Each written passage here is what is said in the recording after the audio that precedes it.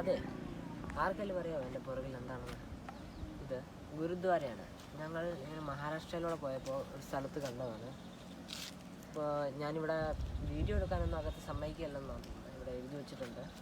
അപ്പോൾ എന്തായാലും നല്ലൊരു ശാന്തമായിട്ടുള്ള സ്ഥലത്താണ് എഴുതിയിരിക്കുന്നത്. എൻ്റെ പുറകിൽ കാണുന്നത് ഇതൊരു താമരക്കുളമാണ്.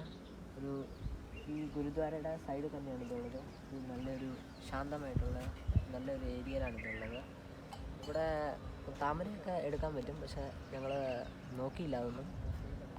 ഇപ്പോൾ ഇവിടെ സിഖ് മതത്തിൽ വിശ്വസിക്കുന്ന ആൾക്കാരെല്ലാവരും ഇവിടെ പ്രാർത്ഥിക്കാനായിട്ടൊക്കെ അകത്തോട്ട് കയറുന്നുണ്ട്. നമുക്ക് ഇവിടുത്തെ രീതികളൊന്നും അറിയില്ല, എന്നാലും നമുക്കൊന്ന് കയറി നോക്കാം.